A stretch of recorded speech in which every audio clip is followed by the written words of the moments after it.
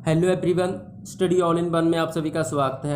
आज का हमारा टॉपिक है मेकिंग ऑफ इंडियन कॉन्स्टिट्यूशन, यानी कि भारतीय संविधान को बनाने की प्रक्रिया। इसके अलावा हम पढ़ेंगे संविधान को बनाने के लिए जो कमेटी बनाई गई थी उनके बारे में। तो स्टार्ट करते हैं। सबसे पहले संविधान बनाने का आइडिया किसने दिया था? किसने कहा था कि हमारा खुद का एक संविधान होना चाहिए? तो ये आइडिया दिया था M.N. रॉय ने। कब दिया था? 1934 में। तो 1934 में M.N. रॉय ने आइडिया दिया था कि हमारा एक खुद का संविधान होना चाहिए। तो M.N. रॉय थे जो ये फाउंडर थे कम्युनिस्ट पार्टी के। तो कम्युनिस्ट पार्टी के फाउंडर थे M.N. रॉय। कम्युनिस्ट पार्टी की स्थापना कब हुई थी? इसकी स्थापना हुई थी 1921 में। 1921 में कम्युनिस्ट पार्टी की स्थापना हुई थी। 1934 में M.N. रॉय ने आइडिया दिया था कि हमारा खुद का संविधान होना चाहिए। और 1935 में 1935 में इंडियन नेशनल कांग्रेस ने ये डिमांड ब्रिटिशर्स के आगे रखी थी, यानी कि अंग्रेजों के आगे ये डिमांड रखी थी कि हमें एक खुद का संविधान चाहिए। उसके बाद 1938 में पंडित जवाहरलाल नेहरू ने क्या कहा था? उन्होंने कहा था कि हमें एक खुद का संविधान तो चाहिए ही, लेकिन वह बना भी इंडियन के द्वारा होना चाहिए, यानी कि भारतीयों द्वारा बना होना चाहिए हमारा जो संविधान होगा। तो अंग्रेज़ों ने क्या किया? 1940 में अगस्त ऑफर लेकर आए थे। 8 अगस्त 1940 को अगस्त ऑफर लेकर आए थे अंग्रेज़, जिसको भारतीयों ने मना कर दिया था, अस्वीकार कर दिया था। उसके बाद क्रिप्स मिशन लेकर आए थे। कब लेकर आए थे? 23 मार्च 1942 को क्रिप्स मिशन लेकर आए थे अंग्रेज़, जिसमें इन्होंने कहा था कि हम आपको डोमिनियन स्टेट्स देंगे, लेकिन भारतीयों ने इसे भी अस्वीकार कर दिया था और कहा था कि हमें तो पूर्ण आज़ादी चाहिए। गांधी जी ने क्रिप्स मिशन को क्या कहा था? गांधी जी ने इसे कहा था अ post dated cheque on a crashing bank. तो post dated cheque Gandhi ji ने किसे कहा था? क्रिप्स मिशन को गांधी जी ने पोस्ट डेटेड चेक कहा था। उसके बाद 1946 में 1946 में कैबिनेट मिशन आया था। तो 24 मार्च 1946 को कैबिनेट मिशन भारत में आया था, जिसके 3 मेंबर थे। ये किस लिए भारत में आया था? ये एक संवैधानिक सभा बनाने के लिए भारत में आया था।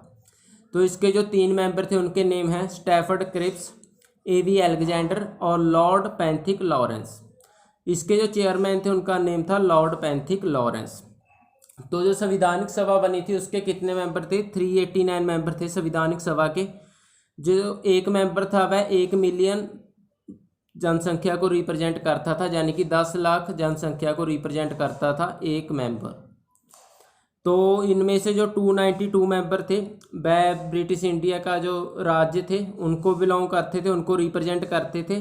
93 थे जो वह प्रिंसली स्टेट्स को रिप्रेजेंट करते थे, प्रिंसली राज्यों को रिप्रेजेंट करते थे।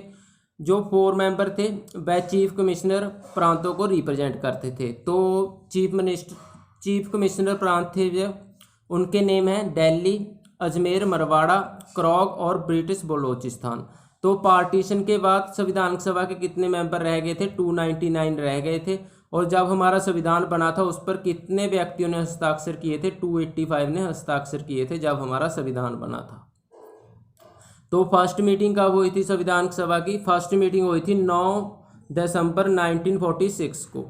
9 दिसंबर 1946 को फर्स्ट मीटिंग हुई थी संविधानिक सभा की। कहाँ पर हुई थी? दिल्ली में। इसमें क्या हुआ था? टेम्परेरी चेयरमैन नियुक्त किया गया था। किन्हें किया गया था? सच्चिदानंद सिन्हा को। तो क्यों किया गया था इन्हें टेम्परेरी चेयरमैन नियुक्त? अस्थायी तौर पर चेयरमैन नियुक्त इन्हें इसलिए किया गया था क्योंकि उस टाइम कोई चेयरमैन नहीं था सब असेंबली का। तो इन्होंने क्या किया था? सच्चिदानंद सिन्हा थे, वह सबसे तजुर्बेकार व्यक्ति थे, सबसे बड़ी उम्र के व्यक्ति थे, तो उनको चेयरमैन बना दिया गया था। तो ये हमने कहाँ से लिया था? ये हमने लिया था फ्रांस से। फ्रांस में ऐसे ही होता था, अगर कोई चेयरमैन नहीं होता था, जो सबसे बड़ी उम्र का व्यक्ति होता था उसको चेयरमैन बना दिया जाता था। ठीक है। तो सेकंड मीटिंग कब हुई थी? सेकंड मीटिंग हुई थी 11 दिसंबर 1946 को। 1946 को सेकंड मीटिंग हुई थी, जिसमें चेयरमैन बनाया गया था, स्थायी तौर पर चेयरमैन बनाया गया था डॉक्टर राजेंद्र प्रसाद को। डॉक्टर राजेंद्र प्रसाद ही भारत के पहले राष्ट्रपति बने थे। तो इसके अलावा 2 डिप्यूटी चेयरमैन भी नियुक्त किए गए थे, जिनके नेम हैं H.C. मुखर्जी और T.T. कृष्णमाचार्य। उसके बाद थर्ड मीटिंग हुई थी 2 दिन बाद 13 दिसंबर 1946 को। तो उस थर्ड मीटिंग हुई थी 13 दिसंबर 1946 को। तो तीनों मीटिंगों में 2-2 दिन का फासला था। और ऑब्जेक्टिव रेजोल्यूशन किसने पास किया था? ये किया था पंडित जवाहरलाल नेहरू ने। इसके अलावा कितनी मेजर कमेटी थी? मेजर कमेटी थी 8 और माइनर कमेटी थी 13। तो जो कमेटी थी इंपॉर्टेंट कमेटीज़ हैं उनके जो चेयरमैन थे उनके बारे में पढ़ लेते हैं। पंडित जवाहरलाल नेहरू थे, ये 3 कमेटी के चेयरमैन थे। फर्स्ट थी यूनियन पावर कमेटी और सेकंड थी यूनियन कॉन्स्टिट्यूशन कमेटी और थर्ड थी स्टेट कमेटी। तो जिन कमेटी के बीच में यूनियन आता है उनके चेयरमैन हैं पंडित जवाहरलाल नेहरू।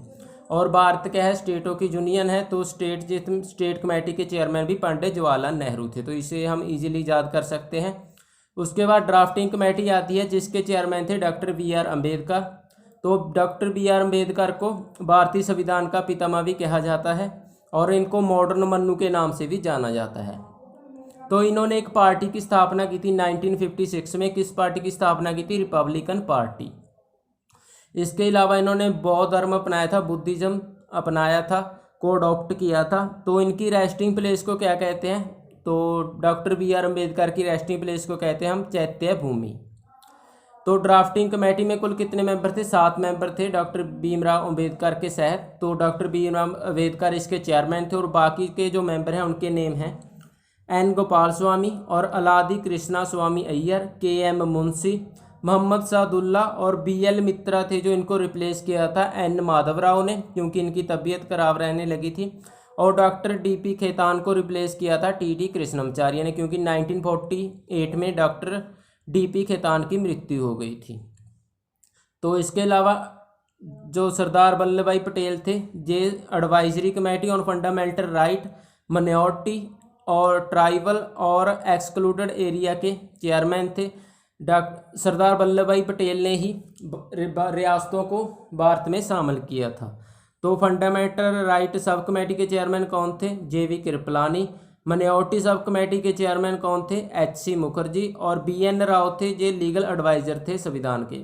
तो बी एन राव क्या करते थे? जे फॉरेन कंट्री में जाते थे और वहाँ के संविधान को पढ़ते थे, उसमें जो अच्छा लगता था वह संविधानिक सभा को बताते थे, ड्राफ्टिंग कमेटी को बताते थे, जिनको देखकर ही हमारा संविधान बना है। तो डॉक्टर राजेंद्र प्रसाद जो कि भारत के पहले राष्ट्रपति थे, ये 4 कमेटी के चेयरमैन थे जिनके नेम है finance and staff committee, steering committee, committee on the rule of procedure, ad hoc committee on the national flag. ठीक है। तो उसके अलावा टोटल कितने सेशन हुए थे संविधानिक सभा के? 11 सेशन हुए थे संविधानिक सभा के। लास्ट मीटिंग इसकी कब हुई थी? लास्ट मीटिंग इसकी हुई थी 24 जनवरी 1950 को। तो 24 जनवरी 1950 को संविधानिक सभा की लास्ट मीटिंग हुई थी, जिसमें हमने क्या किया था? नेशनल सॉन्ग, नेशनल एंथम और प्रेसिडेंट ऑफ इंडिया को अपनाया था। संविधान बनाने के लिए कुछ कितना टाइम लगा था, कितना समय लगा था? तो 2 years 11 month और 18 days लगे थे, यानी कि 2 साल 11 महीने और 18 दिन लगे थे हमें संविधान बनाने के लिए। तो हमारा संविधान कब बनकर तैयार हो गया था? ये 14 नवंबर 1949 को बनकर तैयार हो गया था। 14 नवंबर 1949 को ये बनकर तैयार हो गया था। लेकिन इसको अडॉप्ट कब किया था हमने, अपनाया कब था? 26 नवंबर 1949 को। 26 नवंबर 1949 को हमने इसको अपनाया था। और लागू कब किया था? 26 जनवरी 1950 को हमने इसको लागू किया था। और 26 जनवरी को ही हम रिपब्लिक डे मनाते हैं। तो इनको 26 जनवरी को ही हमने क्यों अडॉप्ट किया था? हुआ जो था कि 1930 में इंडियन नेशनल कांग्रेस का जो सेशन हुआ था उस दिन 26 जनवरी थी और उसी दिन हमने फर्स्ट स्वतंत्र दिवस मनाया था। तो उसी को ध्यान में रखते हुए 26 जनवरी को हमने अपने संविधान को लागू किया था।